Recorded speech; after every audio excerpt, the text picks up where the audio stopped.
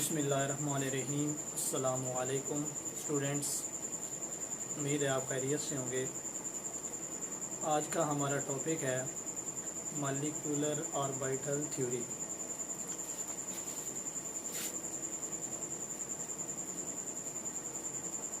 MOT भी इसको बोलते हैं। मॉलिक्यूलर ऑर्बिटल थ्योरी को डिस्कस करने से पहले हमें थोड़ा सा वैलेंस बाउंड थ्योरी के बारे में भी डिस्कस करना होगा, क्योंकि मॉलिक्यूलर ऑर्बिटल थ्योरी जो है इसका कंसेप्ट वैलेंस बाउंड थ्योरी के बाद में आया।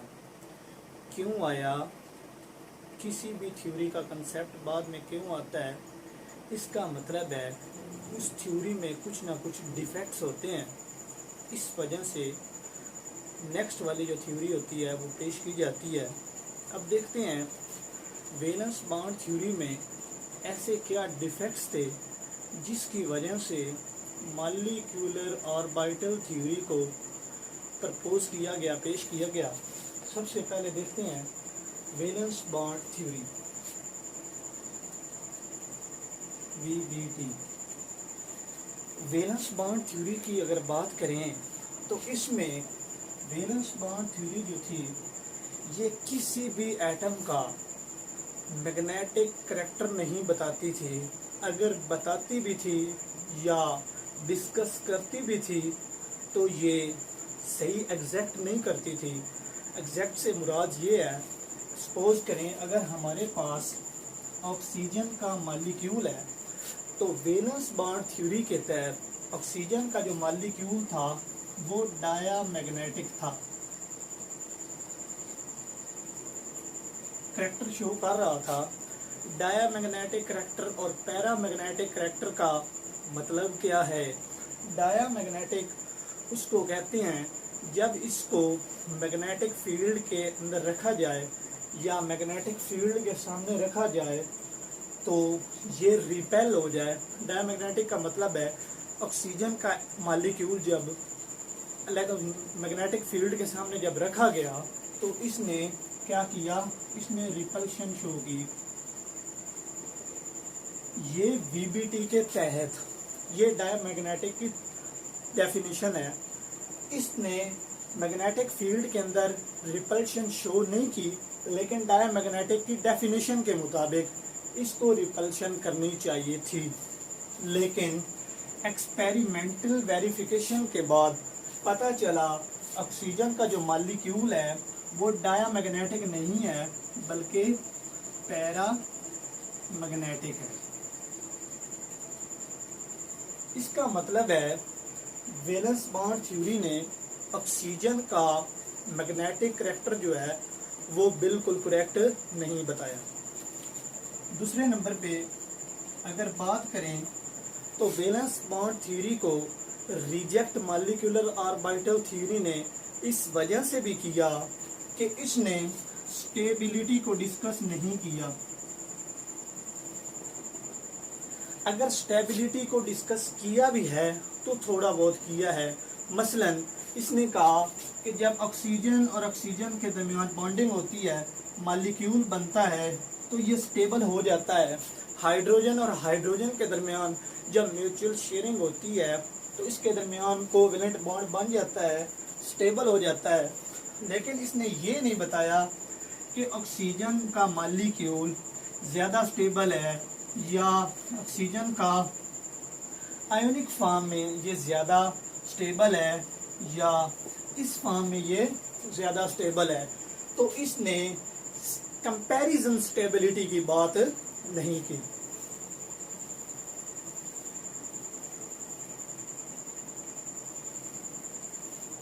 तीसरे नंबर पर अगर देखा जाए तो वैलेंस बाउंड थ्योरी जो है, जितने एटॉमिक ऑर्बिटल आपस में मिलते थे, कंबाइन होते थे, तो एक मॉलिक्यूलर ऑर्बिटल बनता था स्टेबल फॉर्म में। एक मॉलिक्यूलर ऑर्बिटल, मसलन हमारे पास हाइड्रोजन का वैलेंस शेल की बात करें तो उसके वैलेंस शेल में एक अनपेयर्ड इलेक्ट्रॉन होता है। तो 1s1 की अगर बात करें,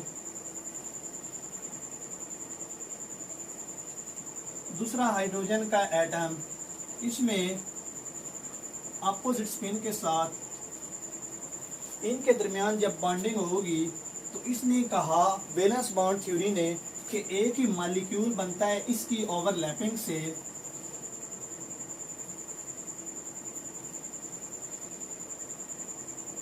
इसकी ओवरलैपिंग से डिफरेंट एटॉमिक ऑर्बिटल, ये सिमिलर एटॉमिक ऑर्बिटल जब आपस में मिलेंगे तो एक ऑक्सीजन का मॉलिक्यूल बनेगा, एक ऑक्सीजन का मॉलिक्यूल।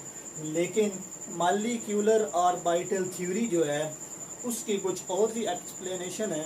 चलिए देखते हैं कि मॉलिक्यूलर ऑर्बिटल थ्योरी इसको कैसे एक्सप्लेन करती है।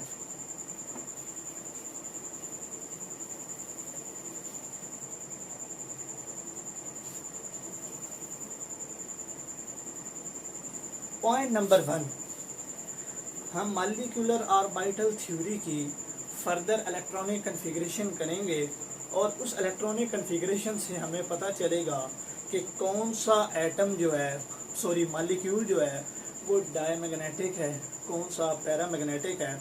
स्टेबिलिटी से कैसे पता चलेगा? स्टेबिलिटी मॉलिक्यूलर ऑर्बिटल थ्योरी जो है वो बॉन्ड ऑर्डर के बारे में बताती है कि जिसका बॉन्ड ऑर्डर जितना ज़्यादा होगा वो उतना ही ज़्यादा स्टेबल होगा। मसलन stability is directly proportional to bond order। आगे इसका पैरामैग्नेटिक और डायमैग्नेटिक जो करैक्टर है, ये नंबर ऑफ अनपेयर्ड इलेक्ट्रॉन जो हम एनर्जी लेवल डायग्राम ड्रा करेंगे उससे हमें पता चलेगा। नंबर ऑफ अनपेयर्ड इलेक्ट्रॉन अगर होंगे तो इसका मतलब ये है कि मॉलिक्यूल जो है वो पैरामैग्नेटिक होगा, और अगर नंबर ऑफ इलेक्ट्रॉन नहीं होंगे तो इसका मतलब है मॉलिक्यूल क्या होगा? डायमैग्नेटिक होगा।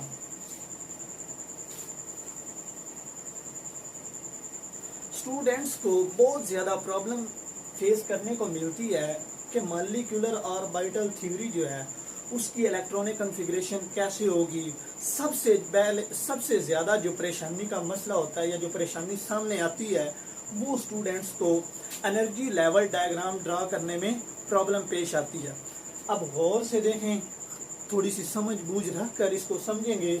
सिर्फ और सिर्फ एक छोटा सा ट्रिक है, आप लोगों ने सबसे पहले इसकी इलेक्ट्रॉनिक कॉन्फ़िगरेशन पे फोकस करना है। अगर इलेक्ट्रॉनिक कॉन्फ़िगरेशन की इसकी समझ आ गई तो इसका मतलब है आपको एनर्जी लेवल डायग्राम ड्रा करने में कोई इशू नहीं है। सबसे पहले मॉलिक्यूलर ऑर्बिटल थ्योरी जो है ये इसकी इलेक्ट्रॉनिक कॉन्फ़िगरेशन 2 टाइप्स की होती है। वैलेंस बॉन्ड थ्योरी में इलेक्ट्रॉनिक कॉन्फ़िगरेशन जो थी वो हमने डिफरेंट मेथड से पढ़ी थी, जिस तरह मसलन 1s1, 2s2p या 3d वाली, उसमें ये इलेक्ट्रॉनिक कॉन्फ़िगरेशन होती थी, एटम्स की ओवरलैपिंग होती थी। इसमें ओवरलैपिंग वाला सीन नहीं है। इसमें इसकी जो इलेक्ट्रॉनिक कॉन्फ़िगरेशन है वो सिग्मा, पाई और डेल्टा के दरमियान होती है। सिग्मा, पाई और डेल्टा जो होता है, ये चूंकि हमारे एग्जाम में ये नहीं है, हमारे सिलेबस में नहीं है डेल्टा। सिग्मा कैसे बनता है? जब दो एटम की न्यूक्लियस की हेड टू हेड ओवरलैपिंग होगी तो इसका मतलब है जो बॉन्ड बनेगा वो सिग्मा होगा। और पाई ओवरलैपिंग होगी, मसलन हेड टू हेड का मतलब ये है, अगर हमारे पास ये px है प्लस px है, ये हेड टू हेड ओवरलैप होंगे तो इसका मतलब ये है कि ये क्या बनेगा, ये ओवरलैपिंग कौन सी है? Sigma overlapping. अगर पाई ओवरलैपिंग की बात करें तो ये जो साइड वाइज ओवरलैपिंग होगी, इस साइड वाइज ओवरलैपिंग को क्या बोलते हैं? पाई ओवरलैपिंग या पाई बॉन्डिंग। जो पहला बॉन्ड बनता है किसी भी मॉलिक्यूल के दरमियान, जो पहला बॉन्ड बनता है वो हमेशा सिग्मा होता है। और उसके बाद जितने भी सिमिलर एटम के दरमियान की बात कर रहा हूँ, साइड वाले बॉन्ड्स की बात नहीं कर रहा। मसलन सी ट्रिपल बॉन्ड, अगर सी की बात करें तो इसका मतलब है दरमियान वाला जो पहला बॉन्ड होगा वो सिग्मा होगा, बाकी दोनों पाई होंगे। और अगर साइड बाय साइड ओवरलैपिंग की बात करें तो ये भी सिग्मा होगा, ये भी सिग्मा होगा और ये भी सिग्मा होगा, ये सारे के सारे सिग्मा बॉन्ड होंगे। अगर मल्टीपल बॉन्ड हो गए तो पहला सिग्मा होगा, बाकी सारे के सारे जो होंगे वो पाई होंगे। अच्छा, पहला पॉइंट स्टूडेंट्स हम देखें, इसमें आपने इलेक्ट्रॉनिक कन्फिग्रेशन देखनी है। इस इलेक्ट्रॉनिक कन्फिग्रेशन को गौर से समझें, अगर आपको समझ आ जाती है तो फिर आपको एनर्जी लेवल डायग्राम ड्रा करने में कोई दिक्कत पेश नहीं आएगी। अगर इलेक्ट्रॉन किसी भी मॉलिक्यूल के, उसमें हम एटम के इलेक्ट्रॉनिक कन्फिग्रेशन करते थे, वैलेंस बॉन्ड थ्योरी का जो डिफेक्ट था वो किसी मॉलिक्यूल की इलेक्ट्रॉनिक कन्फिग्रेशन को एक्सप्लेन नहीं करती थी। ये मॉलिक्यूल की इलेक्ट्रॉनिक कन्फिग्रेशन को एक्सप्लेन, बल्कि वेल एक्सप्लेन करती है। अगर किसी मॉलिक्यूल के अंदर नंबर ऑफ इलेक्ट्रॉन की तादाद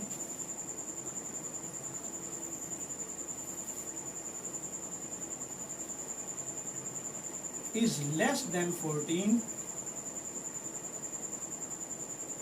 तो कौन सी इलेक्ट्रॉनिक कन्फिग्रेशन होगी, ये थोड़ा सा नोट कर लें, इसी को जहन में रखें। इसको देख कर ही आपकी सारी फीलिंग्स होंगी, सारी की सारी सिग्मा के अंदर, सिग्मा स्टार के अंदर सारी की सारी फीलिंग होगी। अच्छा, इससे पहले एक छोटी सी बात डिस्कस कर लूँ। कायनात की जितनी भी चीज़ें हैं, जितने भी एटम्स हैं, मॉलिक्यूल्स हैं, सब के सब स्टेबिलिटी चाहते हैं। इवन के कोई पर्सन है, अगर वो किसी गर्मी में बैठा है तो वो स्टेबल होने के लिए छांव पे जाएगा, एसी रूम के अंदर जाएगा। तो कायनात की जितनी भी चीज़ें हैं वो सब की सब स्टेबिलिटी चाहती हैं। तो स्टेबल होने के लिए इसका मतलब है कि वो किसी ना किसी के साथ बॉन्ड बनाएंगे।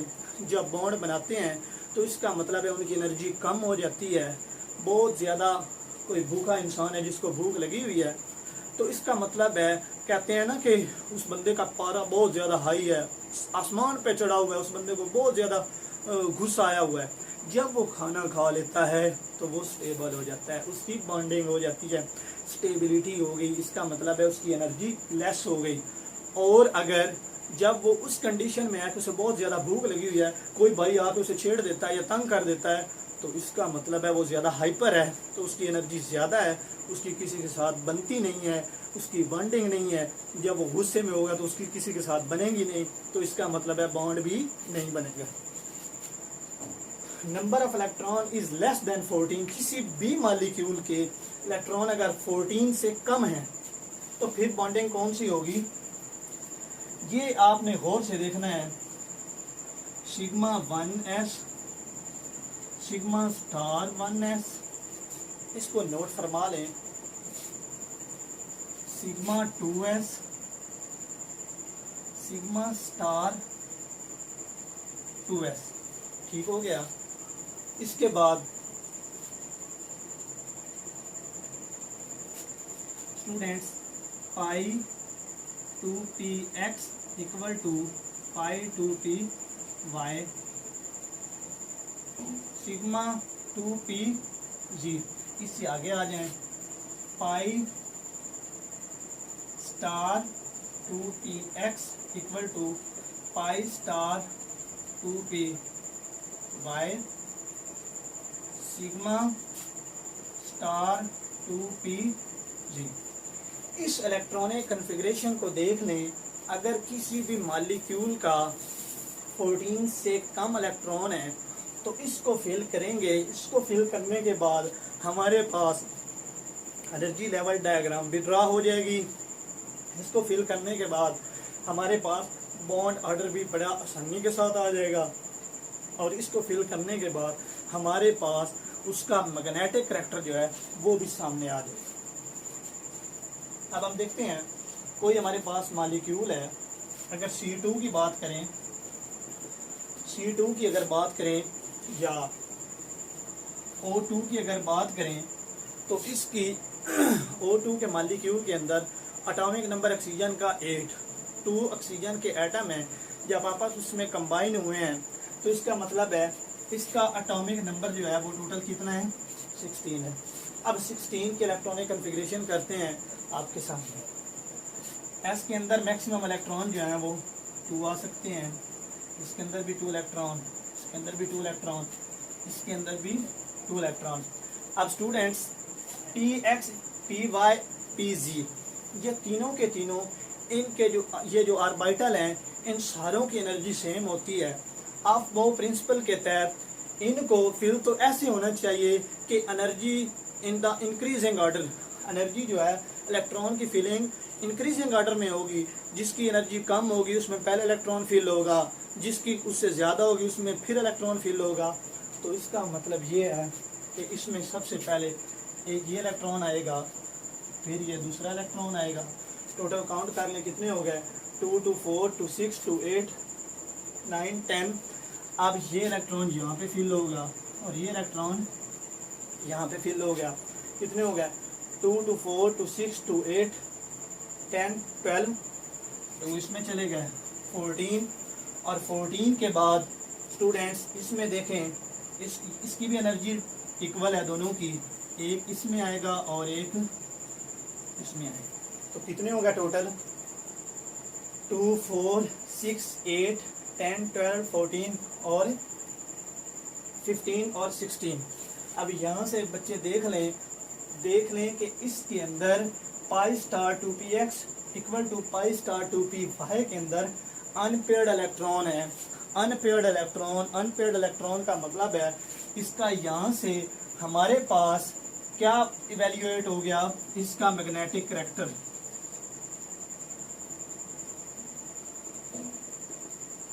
अगर नंबर ऑफ अनपेयर्ड इलेक्ट्रॉन होंगे तो मॉलिक्यूल पैरामैग्नेटिक होगा। तो इसका मतलब है अब हमें यहाँ से ही पता चल गया है कि मॉलिक्यूल जो है वो पैरामैग्नेटिक है। अब दूसरी बात, यहाँ से बॉन्ड ऑर्डर निकाल सकते हैं। जिन स्टूडेंट्स को एनर्जी लेवल डायग्राम निकालने में या बनाने में परेशानी होती है वो सबसे पहले जो उनका स्टेप होगा वो इसको ड्रा करें, इलेक्ट्रॉनिक कॉन्फ़िगरेशन को। अब देखना ये है कि जिनके साथ एंटाई बॉन्डिंग है या बॉन्डिंग है, बॉन्डिंग का मतलब है कि एनर्जी जो है आपस में ओवरलैप हुए एटम्स और एनर्जी उनकी लेस हो गई, और जो एंटाई बॉन्डिंग है इसका मतलब है उनके दरमियान कोई ओवरलैपिंग जो है उन्होंने नहीं की और उनके दरमियान बॉन्डिंग नहीं हुई। ओवरलैपिंग तो हुई, बॉन्डिंग नहीं हुई। तो इसका मतलब है उसकी एनर्जी ज़्यादा होगी। इसका मतलब है इसकी एनर्जी ज़्यादा होगी या इसकी एनर्जी ज़्यादा होगी, तो जाहिर सी बात है इसकी एनर्जी ज़्यादा होगी। तो देख लेते हैं जिनके साथ स्टार मेंशन है वो एंटाई बॉन्डिंग में है और जिनके साथ स्टार मेंशन नहीं है वो बॉन्डिंग में। अब 2 अब देख लें सबसे पहले बॉन्ड ऑर्डर निकालने के लिए number of bonding minus number of anti bonding by 2। अब ये बॉन्ड ऑर्डर निकालने का फार्मूला है। 2 सबसे पहले बॉन्डेड देख लेते हैं, 2 4 4 2 6 2 8 2 10 10 आ गया 10 माइनस 2 4 5 और 6, ये भी स्टार वाले हैं, 6 माइनस 6। तो कितने हो गया, 10 माइनस 6 बाय 2, 4 बाय 2। तो 2 2 जार 4। इसका मतलब है ऑक्सीजन का जो बॉन्ड ऑर्डर है वो 2 है। ऑक्सीजन के दरमियान जो बॉन्ड बने हुए हैं वो 2 बॉन्ड है। अगर इससे ज़्यादा बनाएगा तो ऑक्सीजन के ऊपर पॉजिटिव चार्ज होगा क्योंकि नॉर्मल से ज़्यादा बॉन्ड बना रहा है। तो इसका मतलब ये है कि ऑक्सीजन और ऑक्सीजन के दरमियान कितने बॉन्ड हैं, 2 हैं। ठीक हो गया। इससे हमें बच्चे पता चल गया कि इसका बॉन्ड ऑर्डर क्या है।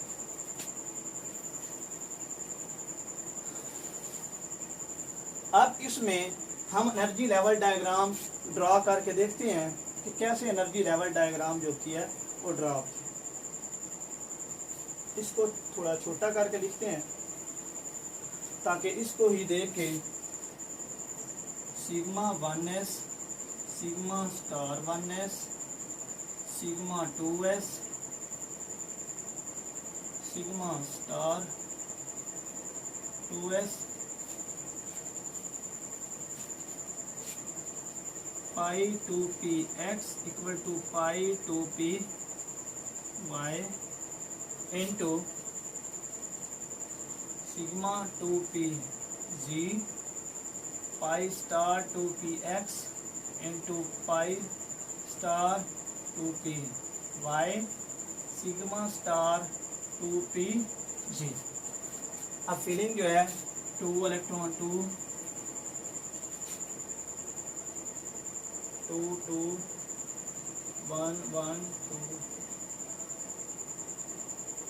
2 4 6 8 2 4 6 8 10 12 14 15 और 16 या इसको इस तरह लिखना है 16। अब सबसे पहले जो एनर्जी लेवल डायग्राम हमने ड्रा करनी है, हमारे पास सिग्मा 1s है, सिग्मा 1s। इसका मतलब है s के जो ऑर्बिटल होते हैं 1s और ये 1s, इसको देख लिया। अब देखना ये है कि बॉन्डिंग में जो है इसका मतलब है 2 इलेक्ट्रॉन है।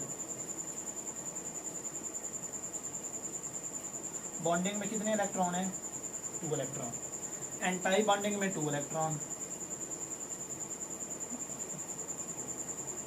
एंटाई बॉन्डिंग में 2 इलेक्ट्रॉन, 2 + 2 4 इलेक्ट्रॉन। 2 इसमें आ गए, 2 इसमें आ गए, टोटल कितने हो गए? 4 इलेक्ट्रॉन। अब इसकी ये खत्म हो गया। अब इसके बाद सिग्मा 2s, अब s की बात है ना, इसके ऊपर एनर्जी इंक्रीजिंग ऑर्डर इस तरह होगा। इसके ऊपर साइड पे अगर बनाएंगे, अगर आप साइड पे दूसरा बना देते हैं, एनर्जी लेवल डायग्राम साइड पे बना देते हैं दूसरे वाली 2s वाली, तो वो आपकी गलत होगी, क्योंकि एनर्जी लेवल इंक्रीजिंग में जा रहा है, ऊपर को जा रहा है।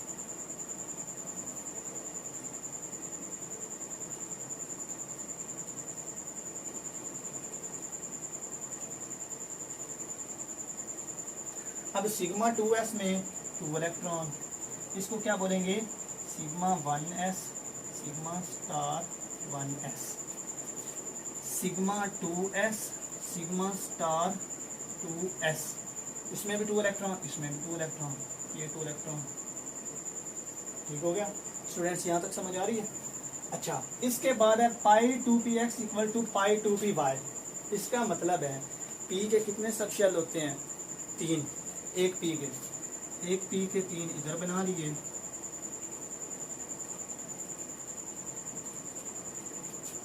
एक पी के 3 इधर बना लिए, P X P Y P G, P X P Y P G. अब इसमें पाई 2px, पाई 2px इसके ऊपर सिग्मा स्टार 2s के बाद पाई 2px है, तो इसका मतलब है पाई 2px पाई 2py। इसके ऊपर क्या है? Sigma 2pz। इसके ऊपर स्टूडेंट्स, इसके ऊपर इस तरह चलते जाना है। इसके ऊपर क्या है? ये हमारे पास सिग्मा 2pz, सिग्मा 2pz। अब इसके अंदर कितने इलेक्ट्रॉन है? फुल है।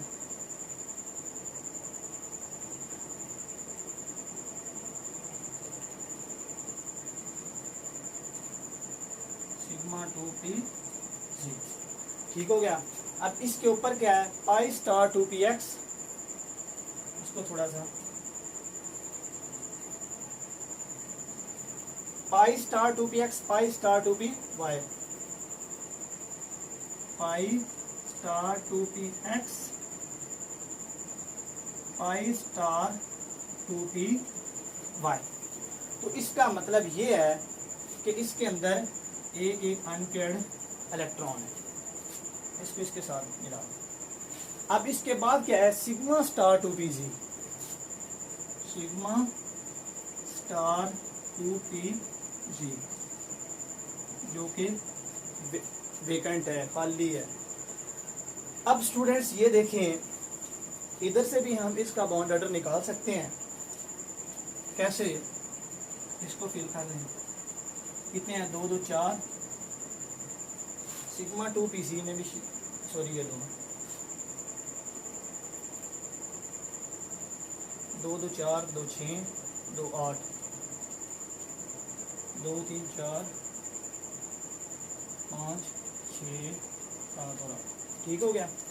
अब इसमें देखें bonding anti bonding, bonding anti bonding, bonding anti bonding. अब स्टूडेंट्स ये तो कैंसल आउट हो जाएगा, बॉन्डिंग भी है एंटी बॉन्डिंग भी है, बॉन्डिंग भी है एंटी बॉन्डिंग भी है।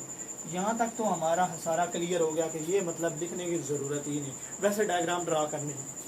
अब इसमें क्या होता है, 2 इलेक्ट्रॉन इसमें है, पाई 2 पी एक्स में equal to pi 2 P Y में 2 2 4 और प्लस 2 इलेक्ट्रॉन, 6 इलेक्ट्रॉन, 6 माइनस ये 2 इलेक्ट्रॉन, 6 माइनस 2 इलेक्ट्रॉन कितने होते हैं 4 डिवाइडेड बाय 2। बॉन्ड ऑर्डर का अगर चेक करना हो तो 2 इंटू 2, इसका मतलब है bond order of oxygen is 2। तो ऑक्सीजन इसका मतलब है बॉन्ड ऑर्डर 2 शो कर रहा है, इसका मतलब है इसके दरमियान 2 कोवेलेंट बॉन्ड है। और इसके अंदर यहाँ पे अनपेयर्ड इलेक्ट्रॉन है, यहाँ पर अनपेयर्ड इलेक्ट्रॉन है। ये अनपेयर्ड इलेक्ट्रॉन होने की वजह से पैरामैग्नेटिक है।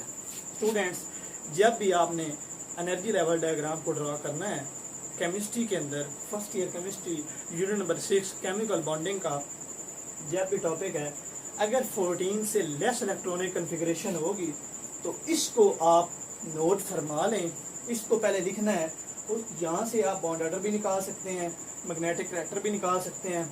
इसी को देखकर इसी को डिवाइड करके सिग्मा 1 है, सिग्मा स्टार 1 है, सिग्मा 2 है, सिग्मा स्टार 2 है। इसके बाद ये इंक्रीजिंग ऑर्डर में जब चलता जाएगा तो आपने इसी तरह इसको ड्रा कर लेना है। अगर स्टूडेंट्स किसी टॉपिक में कंफ्यूजन हो तो आप कमेंट में पूछ सकते हैं। तो उम्मीद तो है इंशाअल्लाह ताला कि ये वर्डिंग आसान है, तो आपको बहुत ज़्यादा समझ आई होगी। तो आप बच्चे फोकस करें और इसको बार बार समझने की कोशिश करें ताकि आपका कोई भी टॉपिक रह न जाए। अगर इलेक्ट्रॉनिक कन्फिग्रेशन ग्रेटर देन 14 से होगी तो इसके बारे में हम इंशाअल्लाह ताला बाद में वीडियो बनाएंगे, क्योंकि वीडियो बहुत लेंथी हो गई है। अगर टॉपिक आपको समझ में आया है तो इसको सब्सक्राइब कर लें और दोस्तों के साथ शेयर करें। अल्लाह हाफ़िज़।